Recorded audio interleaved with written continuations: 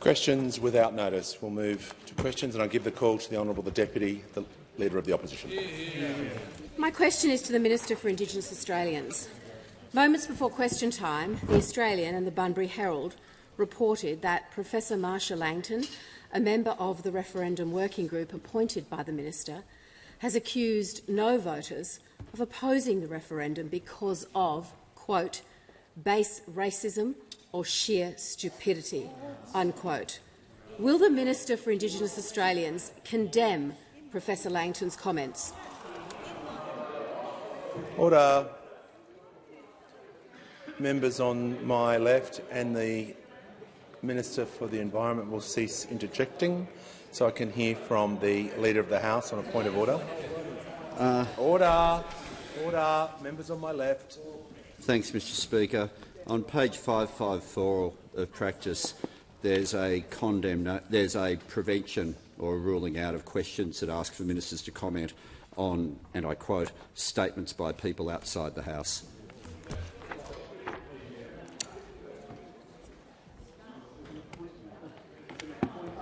I'll hear from the Manager of Opposition Business. Well, Mr Speaker, Professor Marsha Langton is a member of the Referendum Working Group appointed by the Minister for Indigenous Australians. A minister can be questioned about the following matters for which he or she is responsible or officially connected: public affairs or administration. This appointment is the minister's appointment. Order. I'll deal with this matter.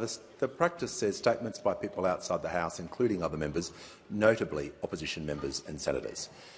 I'll allow the question, and I'll just ask the minister to make sure she's being relevant, and I'll give her the call.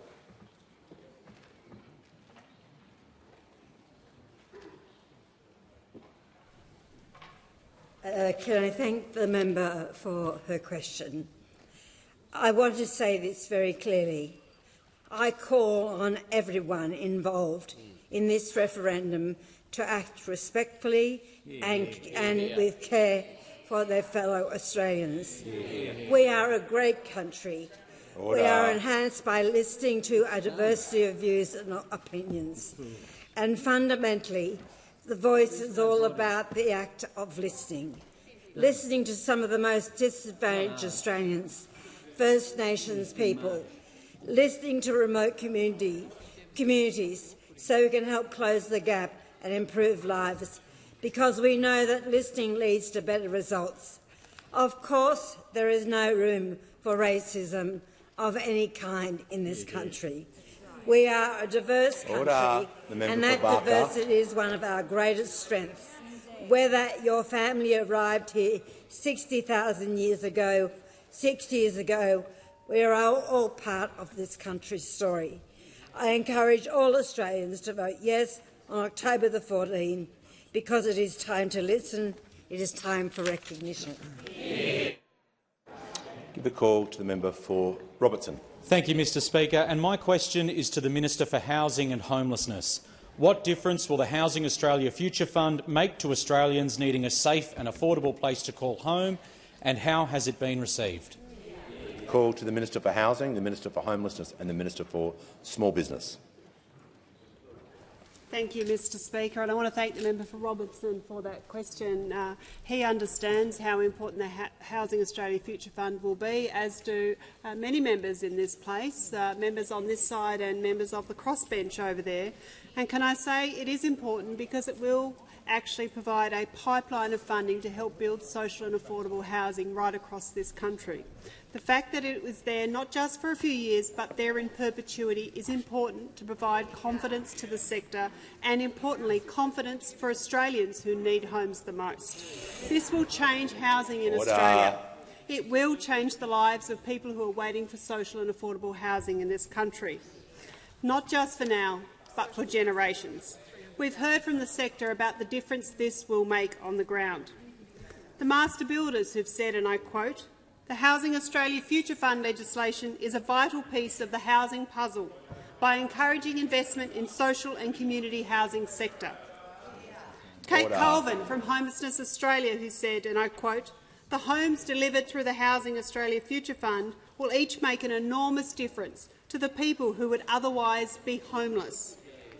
Her comments were echoed by Emma Greenhill, the CEO of National Shelter, who said, "The passage of these laws is critically important." Mr Speaker, I want to take this opportunity again to thank all in the sector, whether it be the community housing sector, the homelessness service sector or the building and construction sector, because they understand how important this bill and our broader housing agenda is to the parliament and to the people of Australia.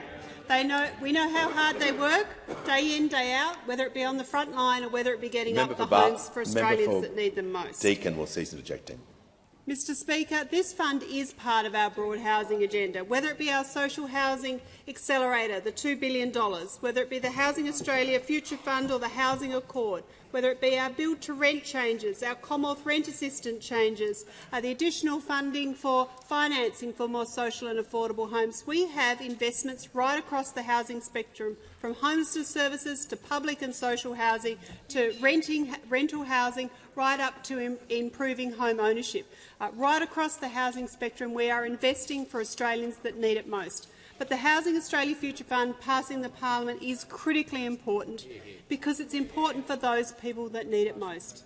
It's important for older women at risk of homelessness, important for women and children fleeing family and domestic violence, important for the veterans who need housing, who need a safe space to stay at night.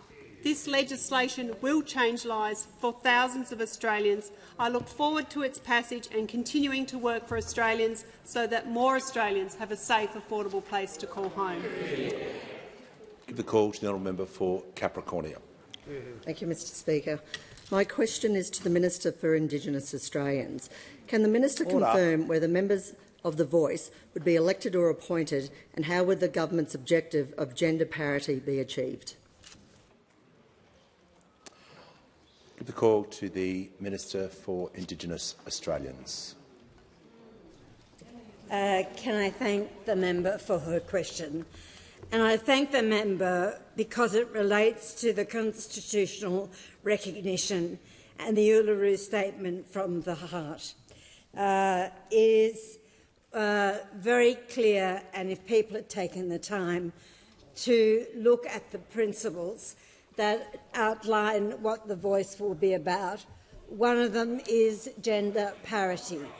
It is gender parity which is very important and has been a very consistent theme, as Julian Lesser would be able to tell you in the inquiry that he and Patrick Dodson undertook. The important thing about The Voice is this. It is absolutely about listening. It is about the establishment of an advisory committee that will provide advice to this Parliament. And it is also going to be made up of Aboriginal and Torres Strait Islander people. And as the principles say, it will represent local communities. It will be chosen by Aboriginal and Torres Strait Islander people, and it is very clear in those principles.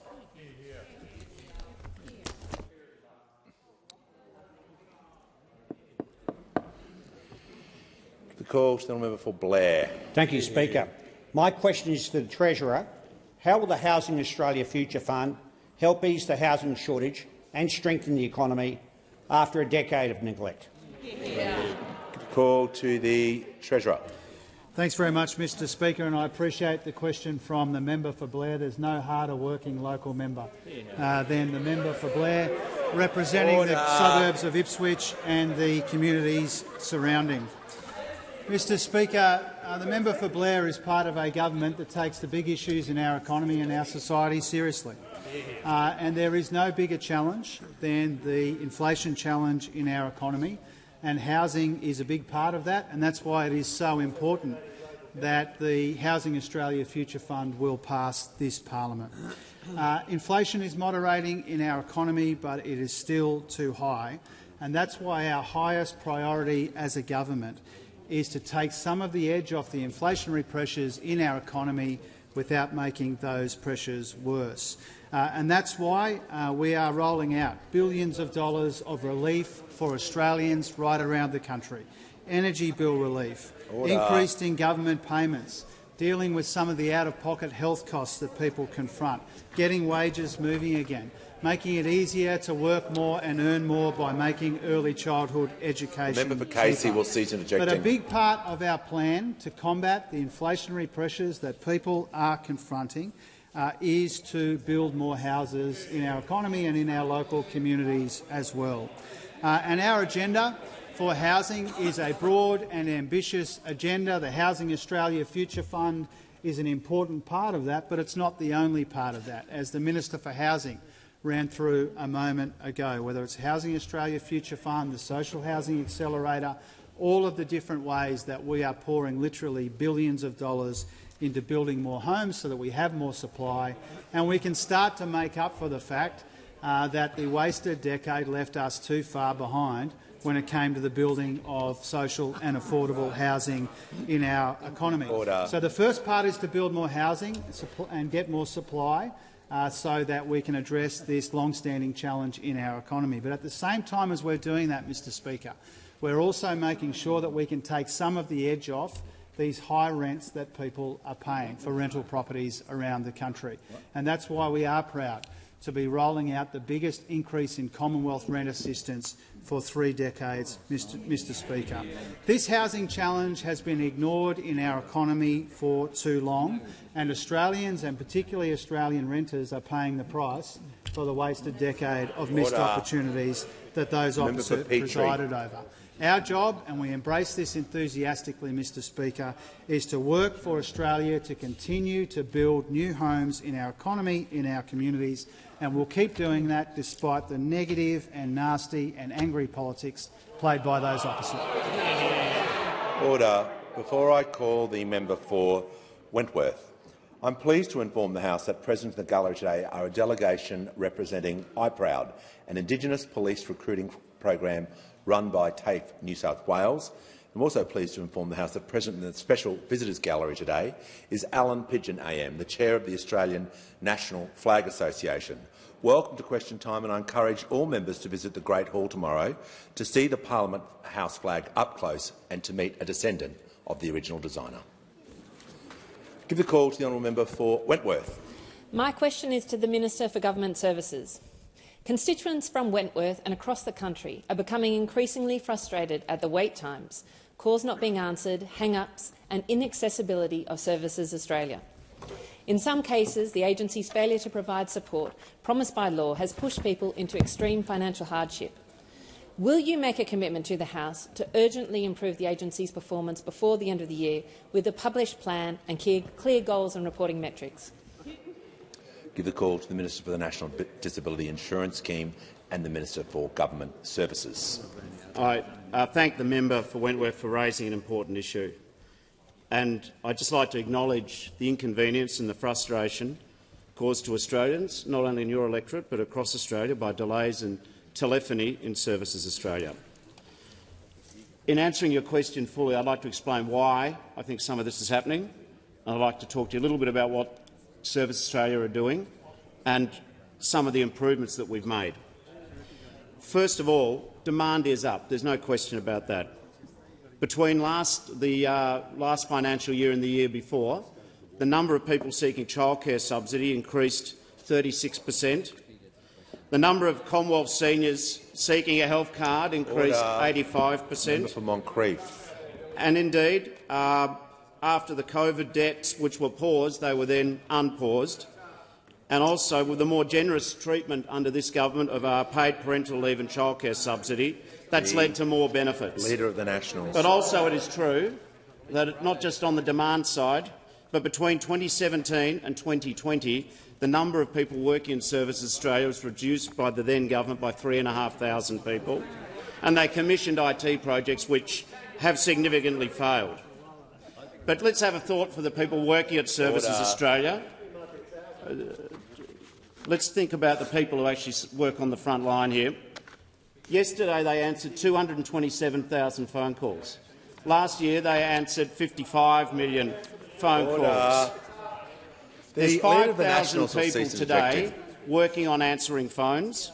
There's 6,500 people working in the service centres, Last year they saw 10 million people. There's 3,000 people processing payments.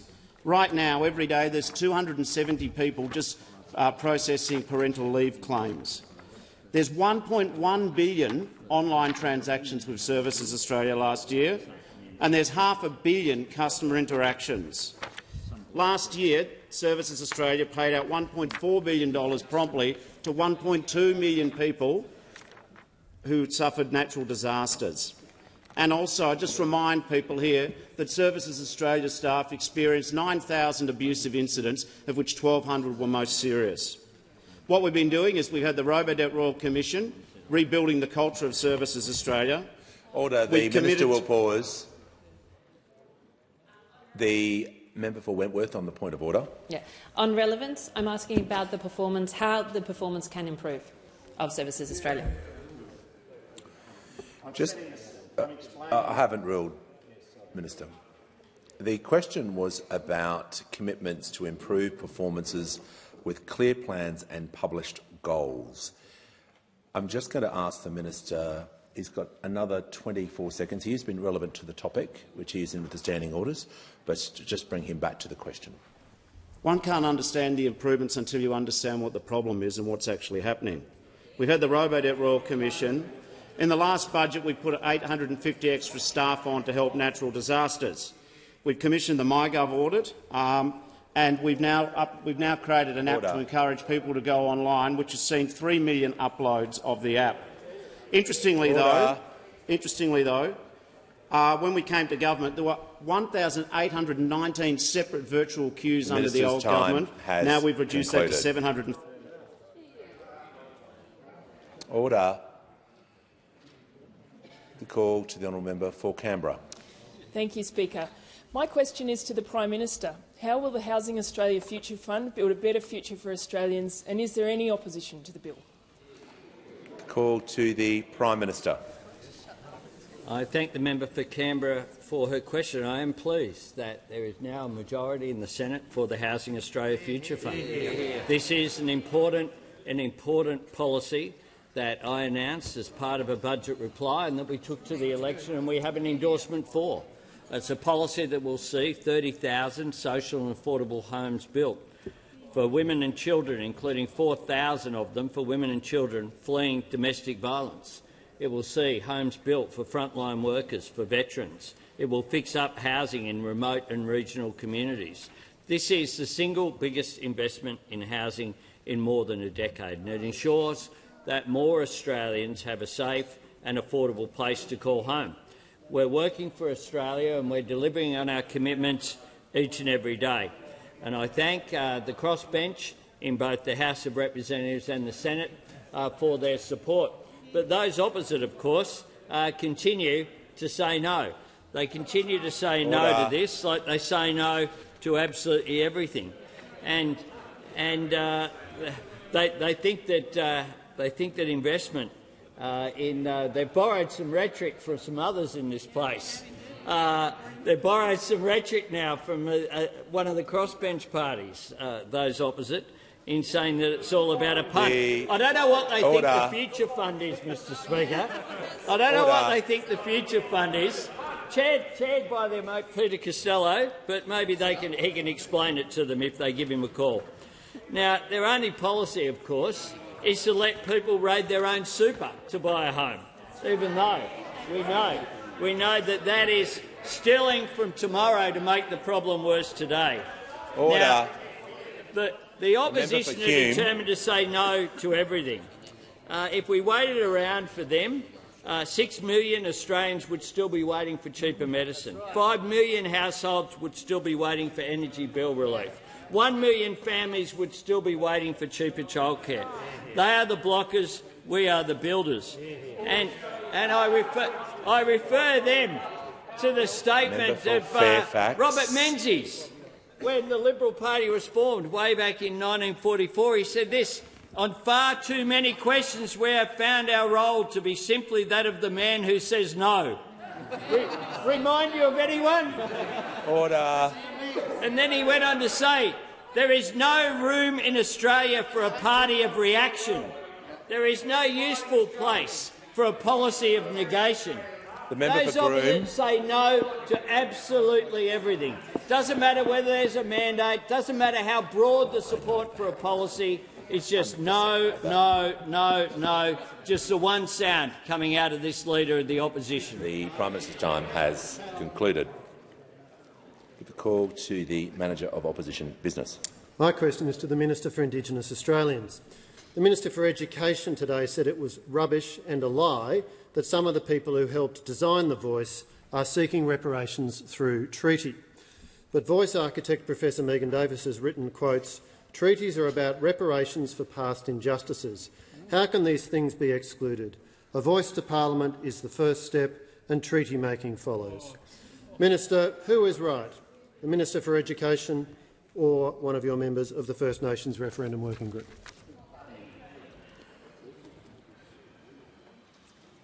Give the call to the Minister for Indigenous Australians. Thank you, Mr Speaker.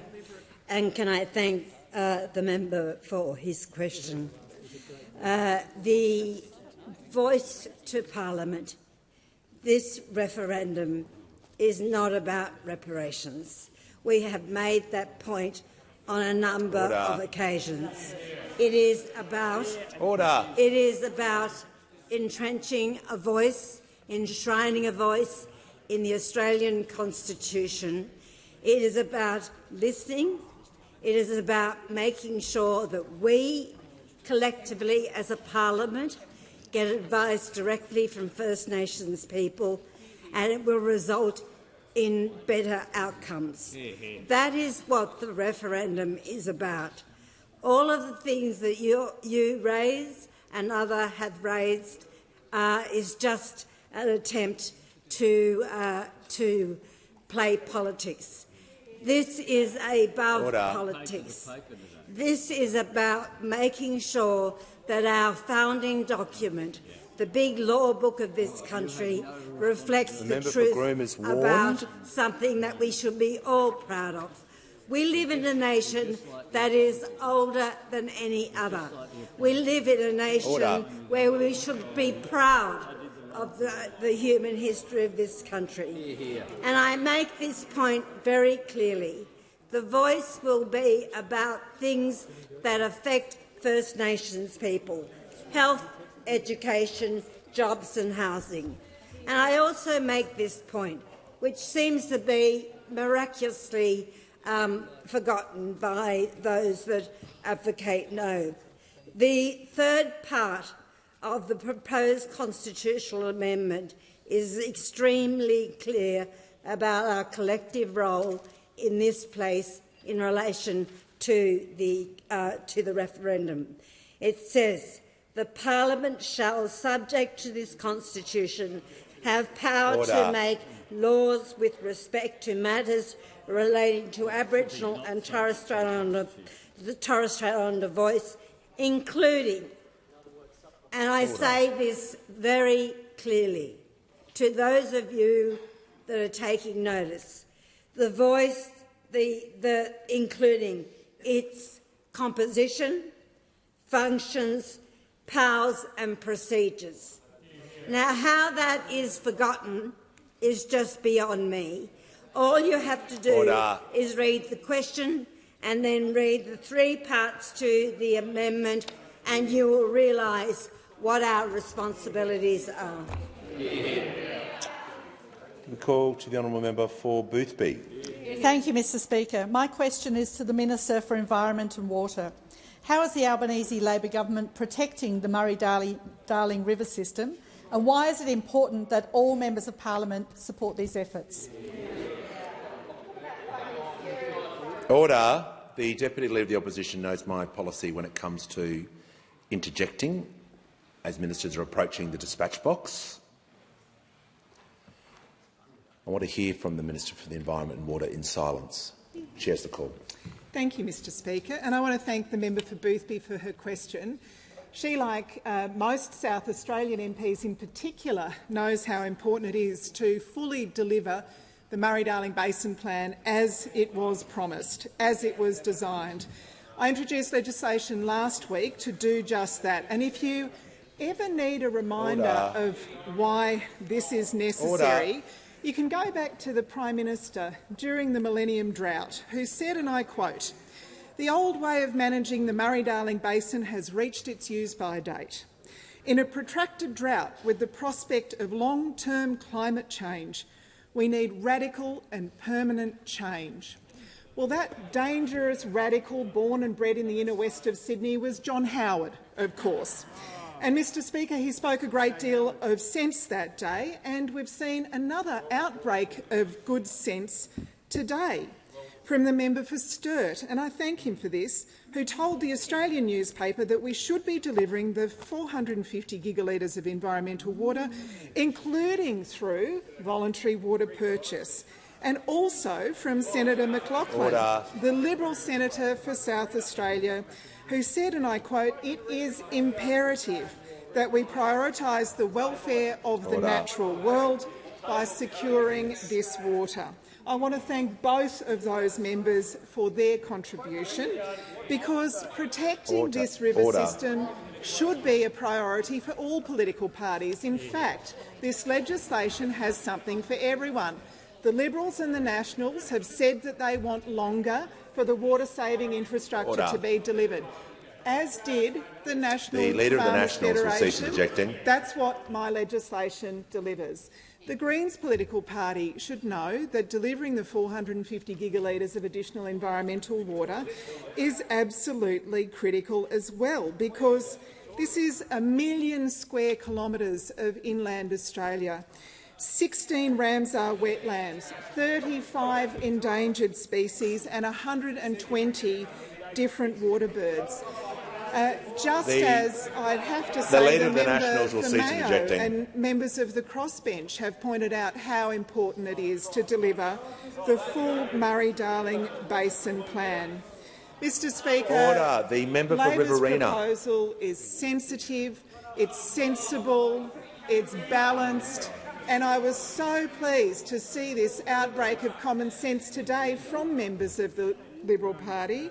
I trust that members of all political parties will live up to what they have said they support in the past.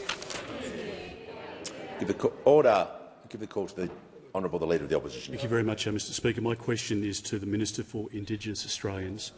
I refer to the Minister's previous answer. Minister, can the Parliament really override the provisions of the Constitution?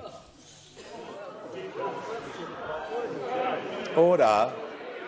Order. The Minister will— Order. There is far too much noise. Order. I want to hear— The Attorney-General will cease interjecting, as will the member for Deakin and the Deputy Leader. Anyone else down there as well can zip it. The Leader of the House. In the ordinary course— sorry, point of order, Mr Speaker. In the ordinary course, something about the Constitution would be directed to the Attorney-General, and it also would be out of order if it were a legal opinion, and I'm not sure what else this question could be considered as. The way that it's stated is possible seeking legal opinion, but I just want to hear from the— Order. I want to hear from the manager. It's well accepted, Mr Speaker, in this parliament. It's well accepted in this parliament that questions can be asked seeking clarification of what has been said by, in this case, the minister, in an previous answer. In this case, the answer she's just given. That's different to what the leader did ask, but I'm just going to Just going to allow the question just to rephrase it, so make sure it is following what the manager just advised. I'll give him the call. Thank you very much, Mr Speaker. My question is to the Minister for Indigenous Australians. I refer to the minister's previous answer. Can the minister confirm her advice in her previous answer that the parliament can override the provisions of the Constitution?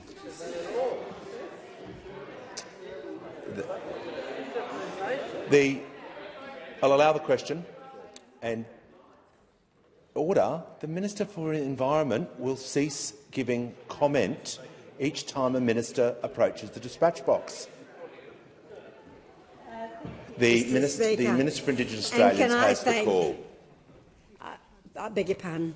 Thank you, Mr Speaker. And can I thank the Leader of the Opposition for his question?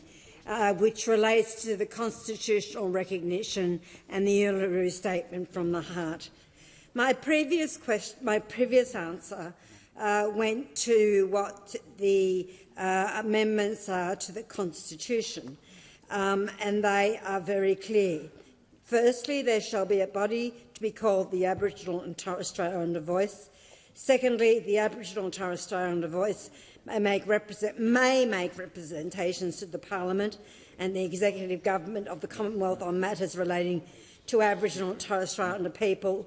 And finally, the Parliament shall, subject to this Constitution, listen to what I've got to say, subject to this Constitution, have power to make laws with respect to matters relating to the Aboriginal and Torres Strait Islander Voice, including composition, functions, powers and procedures. Extraordinarily clear, and you have a role to play, and I will ask the Attorney-General, who this should have been addressed to conclude the answer. Order. Order. Members on my left. Order. The Manager of Opposition Business. The Attorney-General has the call. Mr Speaker, I'm more than happy to add to the answer that has been given very competently by the Minister for Indigenous Australians. This question from the Leader of the Opposition shows entirely, on full display, his role as the leader of the misinformation and disinformation campaign that is symptomatic of the No campaign. He knows that the constitutional provision is extremely clear.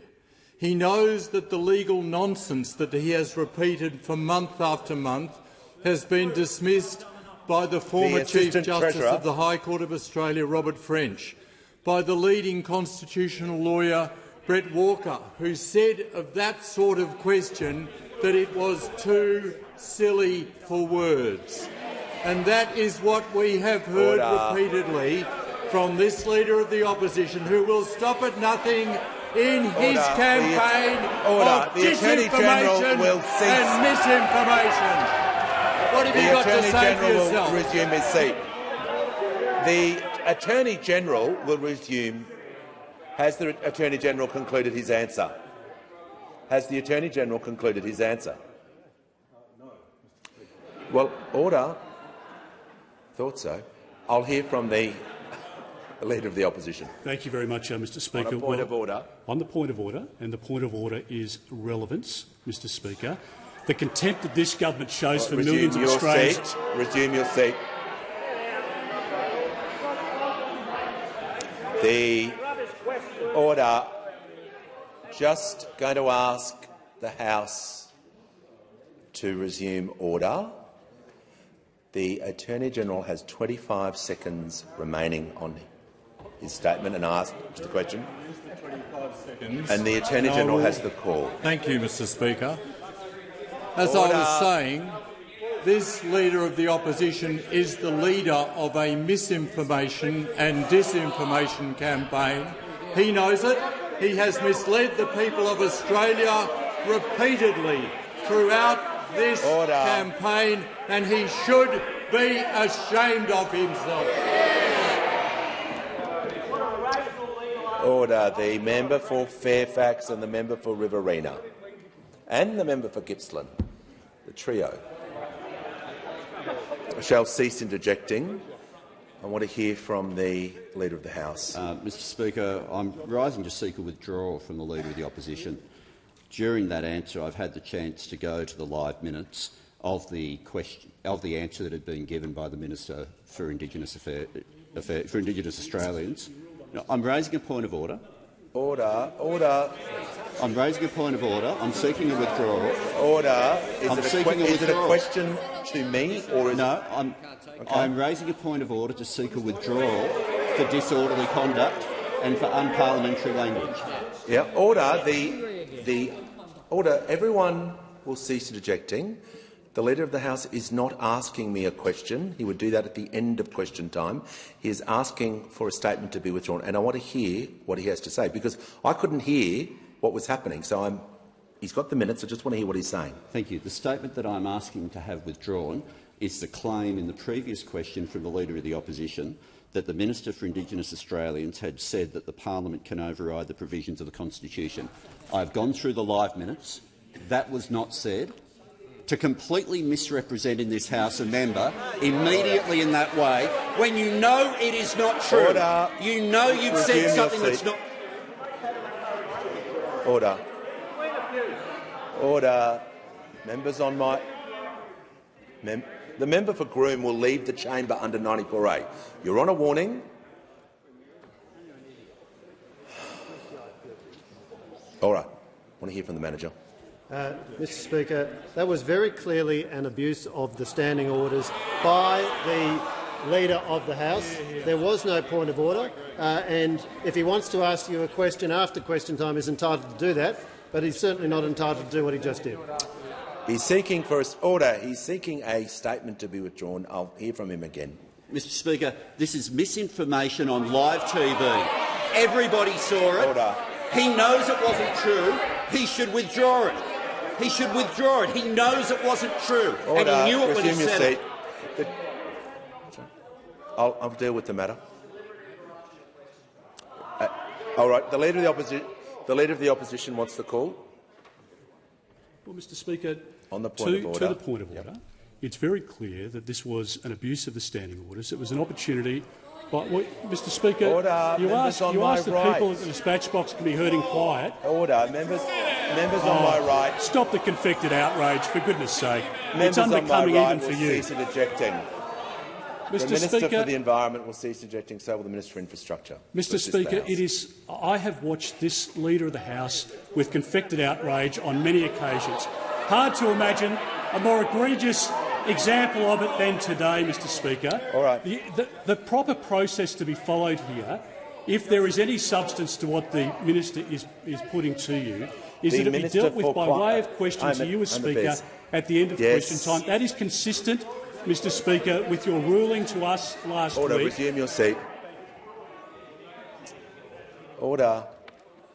Just want to be clear for everyone what the process is. There are questions to the Speaker around the administration of the House. The time to do that is the end of question time. This was not about the administration of the House. The Leader of the House is seeking a withdrawal on a statement that the Leader of the Opposition made regarding a question. The member for Solomon and the member for Wills are now warned. This is not a laughing matter. The question did contain a statement. I'm not sure of whether that statement was accurate or not, but the Leader of the House has indicated that the minutes indicate that it's a different statement. But if I am to adjudicate on every question or every statement that is made regarding whether it's accurate or not, I'm not in a place to do that. But I just want to be clear. If people are asking questions, they're entitled to do so. I just ask them to be accurate and make sure they are not misleading any other statement that the members made. We're just going to move to the next question. Give the call to the member for Macarthur. Thank you, Mr Speaker. My question is to the Minister for Immigration, Citizenship and Multicultural Affairs. How is the Albanese Labor government delivering a fairer citizenship system for Australian residents from New Zealand? What will this mean for long-term residents who have been building their lives in the Australian community? Give the call to the Minister for Immigration, Citizenship and Multicultural Affairs.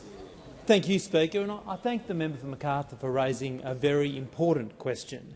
As he well knows, Australia is a country that is built on citizenship.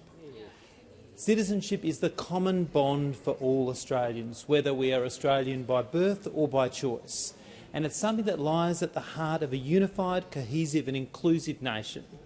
And we recognise in the Albanese government that there are many New Zealanders here on special category visas who've been stuck without a clear pathway to citizenship, despite their contributions, despite very significant contributions, raising families, working, paying taxes and building lives in this country.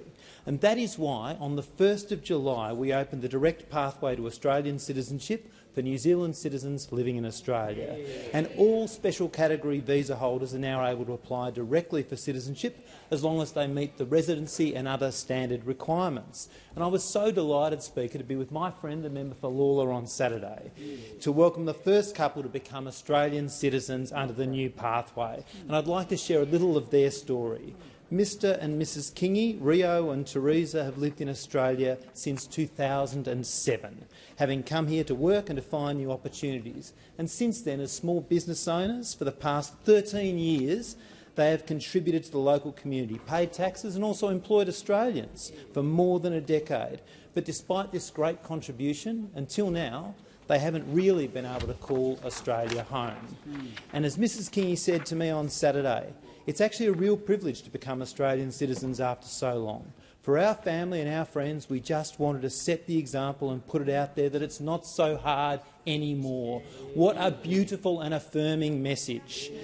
And it doesn't end there, Speaker, because yesterday a citizenship ceremony was held right here in Parliament House to mark Citizenship Day later this week. A further 13 New Zealanders acquired Australian citizenship at the ceremony, including Eli and Catherine, two Kiwis who came to Australia for a better life for them and their families. For Catherine, the pathway means she'll finally be able to fully be part of the Australian community after moving here for love. And for Eli, who moved here almost 20 years ago for his son's rugby league career, it provides him with the certainty that he'll be able to stay here and watch his grandchildren grow up. Now, Speaker, it's only fair that our closest friends and allies are able to be full members of our community. And in the coming months, we will be seeing more and more Kiwi families celebrating. I'm pleased that nearly 3,500 New Zealanders have already passed the citizenship test. And of course, all of this is possible because of the work that we have done on citizenship processing, with wait times decreasing more than 50% since we came to government. And this landmark pathway is changing lives for the better. It serves to further strengthen the bond between Australia and New Zealand and, of course, our local communities too. The call to member for Herbert. My question is to the Prime Minister. In an interview with Neil Mitchell 3 weeks ago, the Prime Minister confessed he had not read the Uluru Statement from the Heart in full. The Prime Minister said, "Why would I?" Has the Prime Minister now read the statement from the Heart in full? And does the Prime Minister accept his failure to read the statement in full has contributed to his failure to convince Australians to vote yes in the referendum? Order. There's far too much noise on my left, and ministers are continually interjecting during questions. It will not continue. Give the call to the Prime Minister. Thank you, Mr Speaker. I have read the Uluru Statement from the Heart in full. It's on the wall in my office, and here it is. And here it is. And here it is. Order. And the nonsense opposite, Mr Speaker. Order. The member we for just Petrie. saw an example where the Leader of the Opposition stood at this dispatch box and attempted to verbal the Minister for Indigenous Affairs by putting words in her mouth that she did not say. It's called Hansard, Mr Speaker. The Leader of the Opposition seems to be unaware of it. And on page 1 of the Herald and the Age today reported the No Campaign strategy, a deliberate strategy of promoting fear over fact. No callers urged to use fear over fact. And that is what we are seeing. That is what we are seeing. The No Campaigners out there saying this: when reason and emotion collide, emotion always wins, is one of the quotes that are there. The member for Page. They are very consciously over there with the Advance campaign. The Advance campaign out there, made up of former Liberal Party people and some others from some very strange groups. But there are people who have backgrounds on this in the Liberal Party, a former Chief of Staff, indeed, to a Liberal Prime Minister, Chris Kenny, who's made a very clear statement. He says this about the nonsense about the Uluru Statement. He says this: the claim is false. The documents they refer to are background papers and meeting summaries from consultations leading up to Uluru. They have been public all along, including 5 years of the coalition government, and no one has signed up to them. Order. The longest statement claim is a confection aimed at sustaining a scare campaign, but incredibly some persist with it. That is what Chris Kenny has had to say about this nonsense. But there they are, telling their campaigners to promote fear rather than hope, to promote division rather than unity, to promote the entrenching of failures rather than the better future, to promote ignoring rather than listening, to promote exclusion rather than recognition. The Uluru Statement from the Heart is a gracious statement of around 440 words. But the constitutional recognition referendum question is very clear as well. Recognition, and then there shall be a voice, then it may make representations on matters affecting Indigenous people. Order. And the third is the primacy of the Parliament. Concluded. Before I order the member for New England, we'll cease objecting. Just before I call the member for Hunter, a few more announcements. I'm pleased to advise in the gallery today there are recipients from the Chief Opposition Whip's electorate who are winners of the Teaching Awards of the School Plus Commonwealth Bank. And I'd like to recognise 12-month teaching fellowship Sarah Curtis from Marsden State High School and Kiri Griffith from Logan Lee High School, and the scholarship for early career teachers Abby Tamson from Marsden State High School. Present in the gallery today are representatives of the Fairley Leadership Program in the Goulburn Murray Valley of Victoria. I had the pleasure of meeting earlier today with the member for Nichols. And we also have Barry Collier, OAM, the former member for New South Wales State Electorate of Miranda, and his wife Jeanette. A warm welcome to you all. And I give the call to the honourable member for Hunter. Thank you, Mr Speaker. My question is to the Deputy Prime Minister. How is the Albanese Labor government cleaning up the mess in the defence budget, and what obstacles does it face doing this? Call to the order. The Minister for Defence and the Deputy Prime Minister. Well, can I thank the member for his question and thank him also for the hospitality he showed me at Edgeworth on Friday. The Liberals have two great conceits. Order. Their economic management and defence credentials. But the truth, as borne out by the former Liberal government's economic management of defence, is that they are both incompetent and inept. Those opposite engaged in the extraordinary practice of making huge defence announcements carrying massive price tags while completely failing to put in place the necessary funding. The Guided Weapons and Explosive Ordnance Enterprise, with a cost of $35 billion, they allocated just $1 billion. Their announcement to increase Defence Force personnel carrying a budget of $38 billion, they allocated not $1 of new money.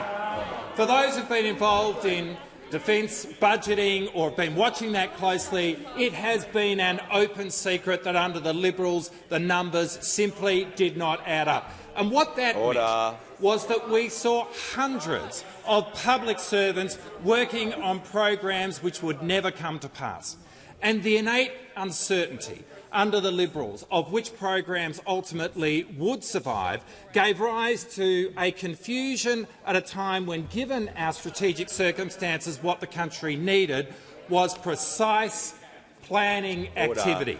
Now, the Defence Strategic Review is the single largest retasking of our Defence Force in 36 years, and we are committed to getting the books back in order, and that does mean making difficult decisions, such as reducing the infantry fighting vehicles plan number from 450 down to 129 as just one example. But given that is a difficult decision, the reaction from those opposite has been the predictable reflex of hysteria, as we have watched the Leader of the Opposition ran around the country screaming at the top of his voice that Labor is cutting the defence budget.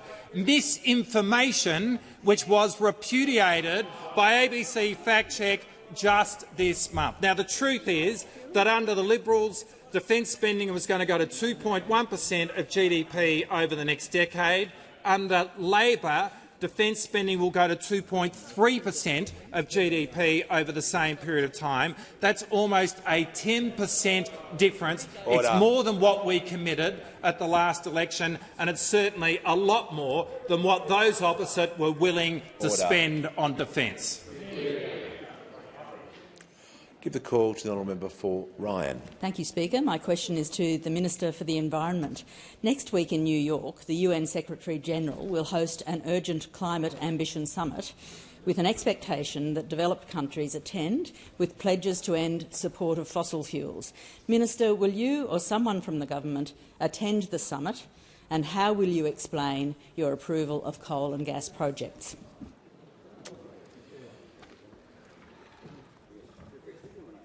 Yeah, I just want to hear from the. Yeah, the question needs to be directed to the relevant minister. So I've checked. I'll just ask the Minister for Climate. Under the standing orders, the question can be directed to the relevant minister, but I'll hear from the Leader of the Greens. Thank you, Speaker. Just on who the question was directed to in the first place, I don't know if the suggestion was that it was addressed to the wrong minister, but it was about the approval of coal and gas projects, which is the Minister for the Environment's responsibility. The question was about next week's UN summit and who would be attending that summit. Yes, I know there was another part of the question, but I think anyone would make the assumption that is the part of the question that needs to be addressed. So I'm just going to give the call to the Minister for Climate Change and Energy. Thank you very much, Mr Speaker, and I'm sure we all thank the honourable member for her question. It gives us the opportunity to make clear the Foreign Minister will be representing Australia at the UN Secretary-General's summit. We have been invited as a country with an appropriate policy on climate change. Might not have occurred a few years ago, but it has occurred now that Australia has been invited and will be very well represented by the Minister for Foreign Affairs, who will be making clear this government's policies and approach and the leadership we bring to international forums, like the Prime Minister brought last week to the international forums that we are taking to COP this year in very good company, arguing for strengthening of the world's action on climate change. Australia is back at the table of climate leaders, no longer left out of international summits because our climate policy wasn't good enough to get an invitation. The call to the honourable member for Solomon. Thanks, Speaker. My question is also to the Minister for Climate Change and Energy. How is the Albanese Labor government working with First Nations communities to improve climate change and energy outcomes, and how will recognition of Aboriginal and Torres Strait Islander people through a voice strengthen this work? Order. The member for Kennedy and the member for Solomon. If they keep that up, they won't be here to hear the answer. Give the call to the Minister for Climate Change and Energy. Thank you very much, Mr Speaker. I very much appreciate the member for Solomon's question. And the member for Solomon and the member for Lingiari both know very well that Indigenous people in remote Australia suffer levels of energy insecurity that we would, quite frankly, Mr Speaker, expect to see in the developing world, not a developed country, in 2023. More than 90% of Indigenous Australians who live in remote Australia suffer energy disconnections at some point in the year, and well over two-thirds suffer those disconnections more than 10 times a year. Now, Mr Speaker, we are not talking about disconnections of a couple of hours in many instances, but disconnections in many instances of days at a time, because Indigenous Australians in remote Australia are amongst the very few groups of Australians who are required to pay for their electricity before they use it, not afterwards. Now, let's just think about this for a moment, Mr Speaker. In some of the hottest places on the planet, Australians who are First Nations people are being disconnected from their electricity on many, many occasions. And let's think about the impact of this on disadvantage. We are not only talking about some of the hottest places on the planet, Mr Speaker, but we are talking in many instances about Australians who are suffering multiple health conditions, comorbidities, which require medicine in many instances which should be refrigerated, and they are being disconnected, 91% of them, from their electricity at least once a year. These are instances, Mr Speaker, of great irony, like the community at Punginjera, which I visited, where they told me they'd love to have solar energy. Makes sense in some of the sunniest places on the planet, but it's very hard to make this work with the energy system that they are operating on. Now, Mr Speaker, we have plans and policies to try and improve this situation. We have a First Nations Clean Energy Strategy. We have a First Nations Emissions Reduction Committee. But we have to also be very honest and say, with the very best of intentions, all governments have had good intentions, but so often it has fallen short because we have too often done things to Indigenous communities, not with Indigenous communities. Now, more than 6 years ago, Australia's First Nations communities sent a message to Australians from the heart, asking to be consulted on matters that affect them. And we know that outcomes improve when we talk to people and hear from people about matters that affect them. We have a chance on October 14 to respond to that request with a resounding yes, not by sending messages of fear and doubt, but by having messages of fact and hope, Mr Speaker. That is what we can do as Australia on October the 14th, to say yes to the chance to bring people in the centre of Australia into the centre of this building's conversations more than they have been, more than they ever have been, Mr Speaker. That is what Indigenous people ask us to do. That is what we can say yes to on October 14th. The Minister's time has concluded. Give the call to the Leader of the Opposition. Thank you very much, Mr Speaker. I seek leave to move the following motion forthwith. Order. That this House expresses its grave concern at this Prime Minister's comprehensive mishandling of the Voice referendum, including a failure to explain to the Australian people how the members of the Voice will be appointed or elected, what the consequences will be for government decision-making processes, and what the scope of issues will be on which the Voice will have the power to make representations. It be an unwillingness to consult in relation to the words of the constitutional amendment, or to consider limiting the amendment to the issue of constitutional recognition. C, the arrogant assumption that the Australian people will be ready to vote in support of the Voice when they've not been given the details of how it will operate and how it will be structured. And D, the Prime Minister's actions dividing the country in an unprecedented and reckless way. Is leave granted? Leave is not granted.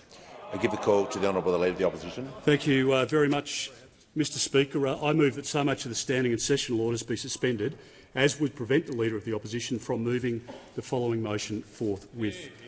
That this House expresses its grave concern at this Prime Minister's comprehensive mishandling of the Voice referendum, including a failure to explain to the Australian people how the members of the Voice will be appointed or elected, what the consequences will be for government decision-making processes, and what the scope of issues will be on which the Voice will have the power to make representations.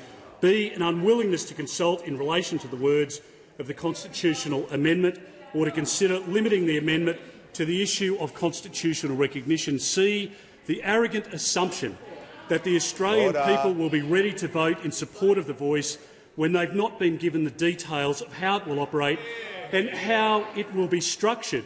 And D, the Prime Minister's actions dividing the country in an unprecedented and reckless way. Mr Speaker, the reality is that this Prime Minister has misled the Australian public. Resume your seat. Not on resume your seat. Yep. Resume your seat. The Leader of the Opposition, you've moved the suspension. I'm going to order. The member for Cooper is warned. The Leader of the Opposition will just resume his seat so I can hear from the Leader of the House. Mr Speaker, I'll require that this debate be continued after the MPI under Standing Order 47E. Move to the next question. Give the call to the member for Werriwa. Thank you, Mr Speaker. My question is to the Minister for Health. How is the Albanese Labor government cheaper medicines policy helping Australians lead healthier lives? What obstacles has the government faced in delivering this cost of living measure?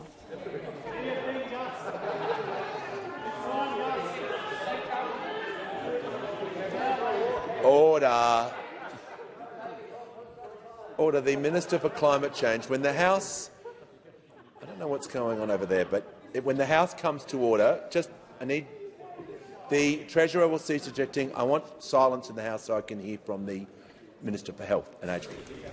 Thank you, Speaker. I thank the Deputy Government Whip and the member for Werriwa for her question, because she promised her community cheaper medicines, and we're already delivering on that promise. Just last July, Mr Speaker, we capped the amount, slashed the amount that pensioners and concession card holders would pay for all of their medicines needs across a given year by 25% to just $5 per week over any given year. And, Mr Speaker, to the end of June, 450,000 more pensioners and concession card holders had already qualified for free medicines for the remainder of 2023 than had qualified at the same time last year, 450,000. On January 1st, we delivered the biggest cut to the price of medicines in the 75-year history of the PBS, slashing the maximum payment from $42 a script to just $30, and I can inform the House, Mr Speaker, that in just the first 8 months of that measure,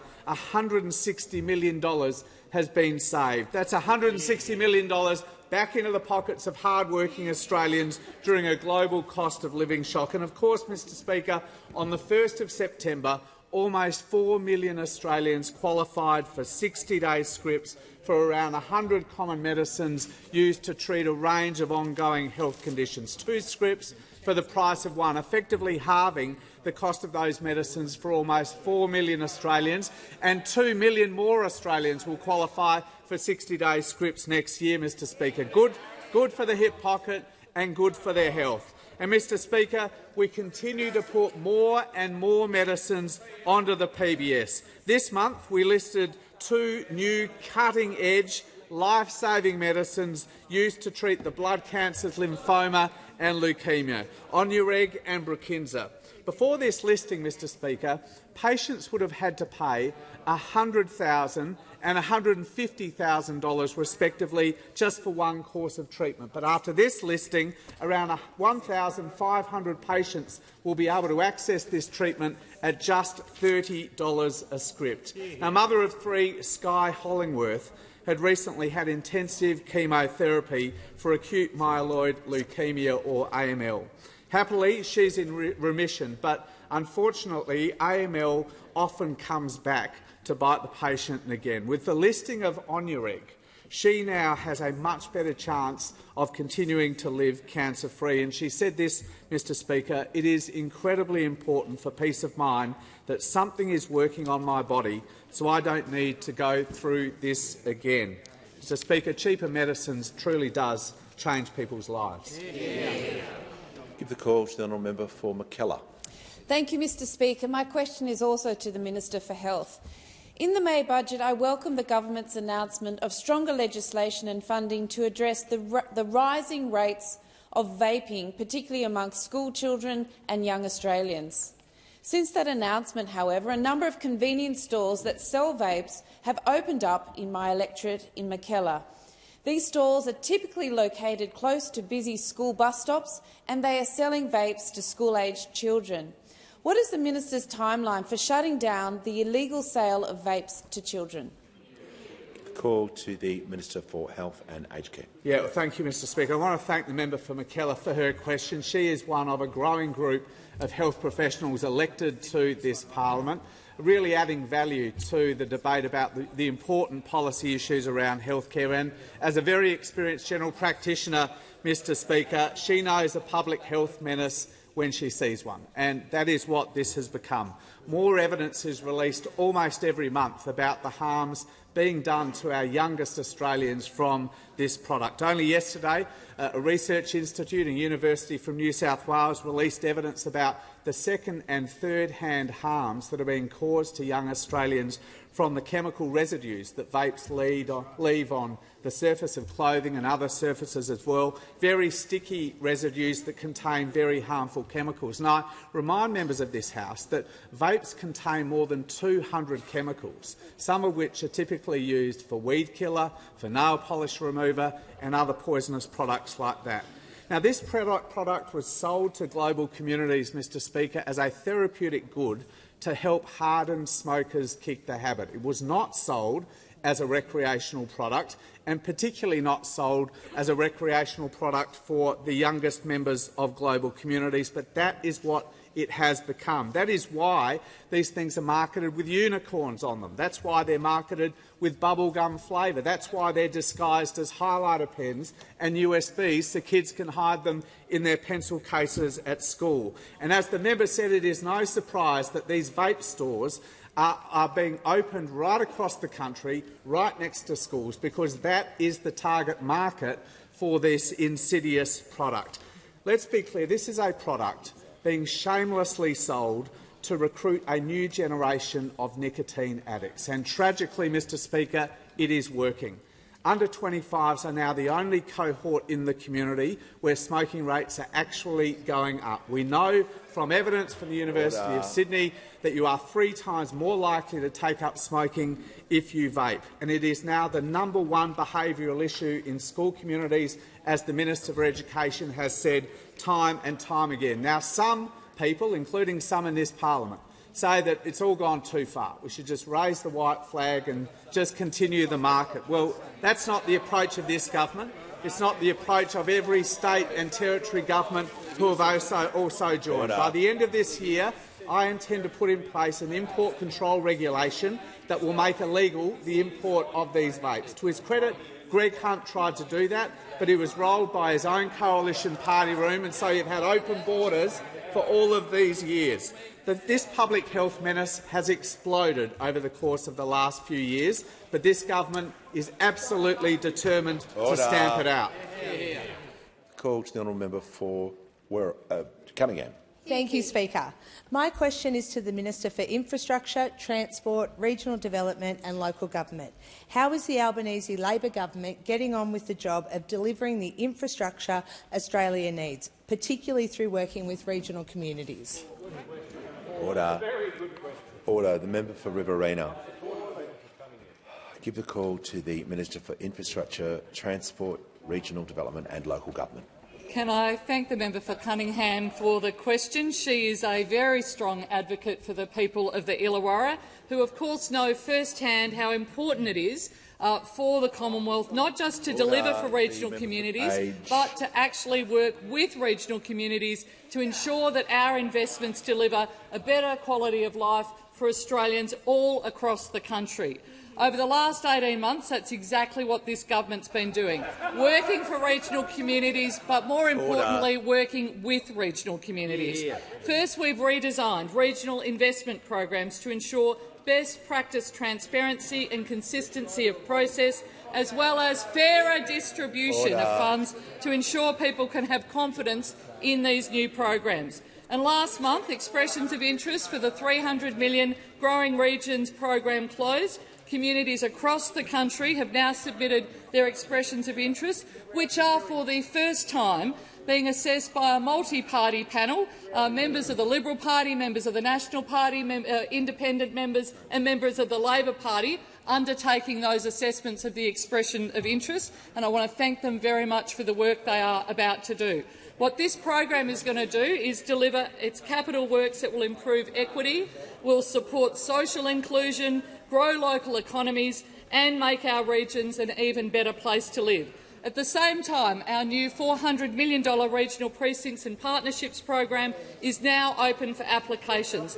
Unlike traditional grants programs, this program will always be open. It's a program that will bring together governments and communities to deliver regional precincts that are tailored to local needs and have a shared vision for how that precinct connects to the community. We've taken inspiration from places like Muswellbrook, the Upper Hunter Innovation Precinct, and also the terrific precinct in the University of Tasmania, the Inverest campus. And the Housing Support Program, $500 million, a competitive funding program for local and state governments to kick-start housing supply.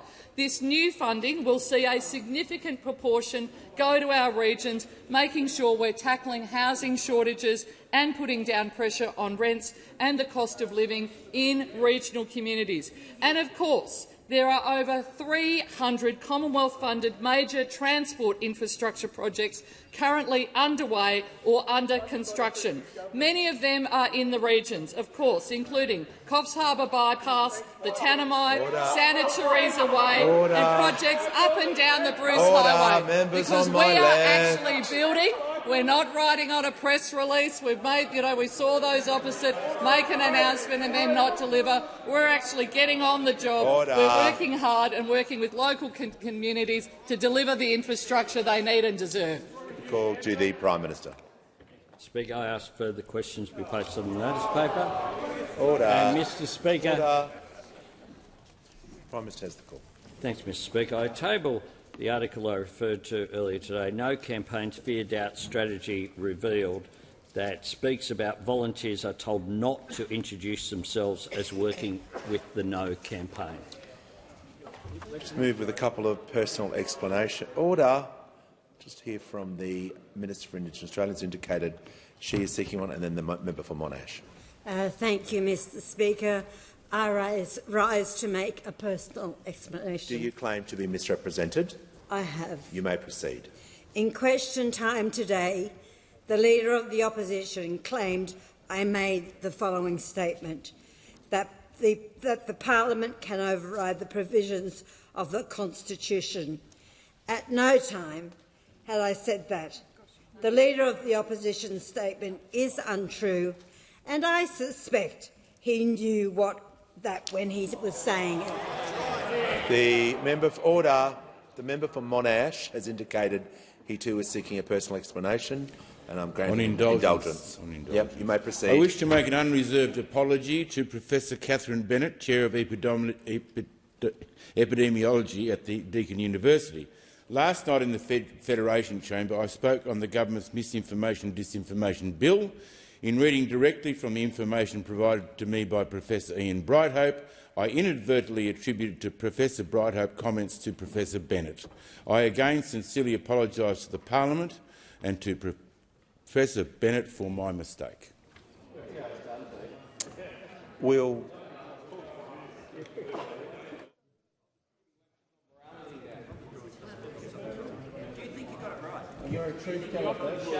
Order. I'll just order the Leader of the House and the Leader of the Opposition will cease interjecting. And I'll just wait for the House to come to order. Order, just while we deal with, before we move to papers, just remind members that tomorrow morning the flag will be presented to the Great Hall for all members to inspect, and Alan Pidgeon will be joining us with a descendant of one of the original designers for the Australian flag. I invite all members to attend. May I call the Leader of the House with papers?